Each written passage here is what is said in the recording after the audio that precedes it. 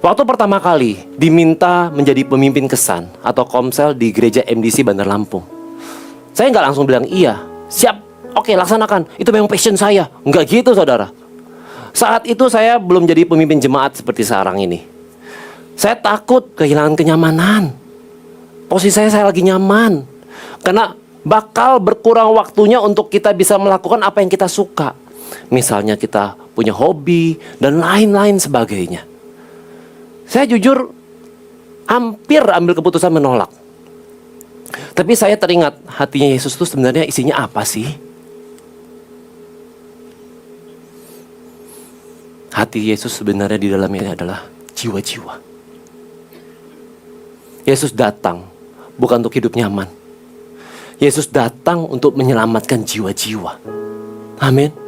Dan saya sadar bahwa doa yang efektif itu bukan tentang Tuhan mengerjakan, mewujudkan rencana saya, tapi tentang saya bersedia nggak sih masuk ke dalam rencananya Tuhan.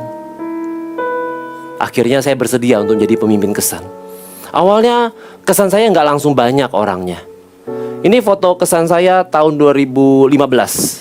Ada sekitar 13 orang saudara ya.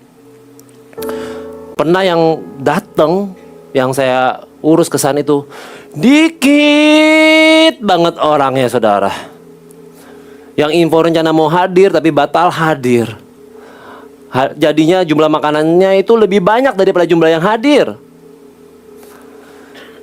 Yang saya rasakan saudara, sebagai orang yang menyiapkan acara, kita tuh yang udah nyiapin tuh rasanya, jujur ya saudara ya, kayak ngerasa gagal aja ngadain sebuah acara waktu itu. Pernah gak sih saya ngerasa capek? Pernah. Pernah gak saya merasa pengen berhenti? Pernah. Tapi Tuhan terus ingatin. Ingat ya, ini bukan tentang kamu Chris. Ini tentang jiwa. Dan doa saya mulai saat itu berubah.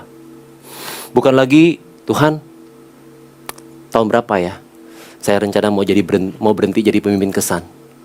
Saya udah gak doa gitu lagi saudara. Tapi saya mulai doanya begini, Tuhan, selama saya hidup, pakai saya selalu. Bawa satu jiwa lagi untuk Tuhan. Bilang sama kanan kirinya, bawa satu jiwa lagi untuk Tuhan. Ini foto kesan saya yang terbaru 2026 ya. Lagi suasana Imlek. Sudah di atas 20 orang, puji Tuhan saudara. Dengan jumlah seperti ini, justru tantangannya ada lagi. Beda tapi saudara. Jujur dengan jumlah segitu, saya udah mulai kewalahan untuk bisa mengenal setiap anggota kesan. Sama gambarannya seperti ini saudara. Lebih mudah mana? Memperhatikan punya anak 2 apa punya anak 12? 12 ya?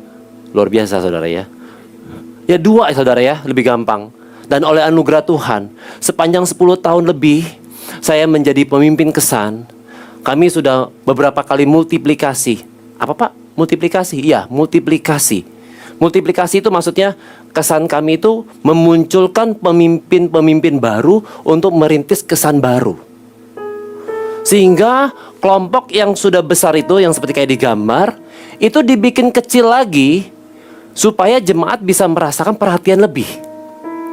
Dan setiap kali mau multiplikasi, jujur, muncul lagi rasa takut. Tapi takut yang berbeda lagi. Takut kelompok baru nanti gak seseru yang sebelumnya. Takut nanti gak sedekat sama kelompok yang lama. Karena kelompok yang dulu tuh ya Pak ya, kami tuh udah sering doa bareng. Kita tuh udah sering ketawa bareng, udah tumbuh bareng. Pokoknya satu hati satu jiwa deh Pak. One heart one soul. Tapi saya belajar satu hal, bahwa multiplikasi itu bukan perpisahan.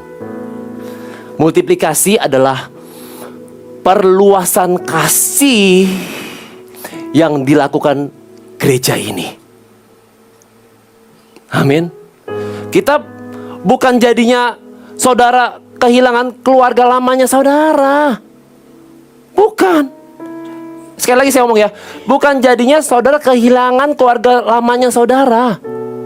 Saudara bayangin ya, misalnya saudara punya anak kandung, ya.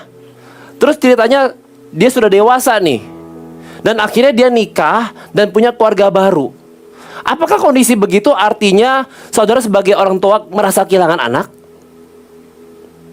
Apakah kondisi begitu seakan-akan anak jadi kehilangan papa mama? Kan nggak gitu konsepnya saudara. Ya, saya dengan teman-teman yang sudah gak satu kesan dengan saya pun, sampai hari ini saya merasa dekat. Dengan multiplikasi, kita sedang membuka ruang bagi jiwa-jiwa baru untuk diperhatikan lebih dekat.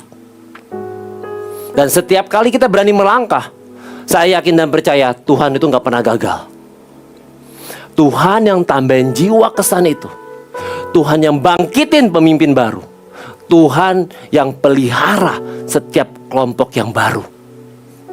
Saudara, pesan saya terakhir, jangan takut kalau Tuhan sedang ketuk hati saudara. Jangan takut untuk jadi pemimpin kesan yang baru. Jangan takut merintis kesan yang baru. Ayo, dukung pemimpin kesan saudara yang baru, yang bersedia merendahkan hatinya. Tuhan gak mencari orang yang paling mampu dalam gereja ini. Tuhan mencari orang yang paling bersedia mencoba masuk dalam rencananya. Selebihnya, kasih Tuhan yang bekerja.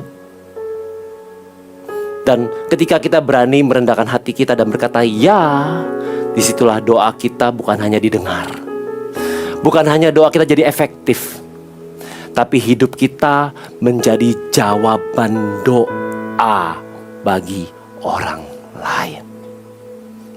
Amin. Kasih tepuk tangan yang paling meriah.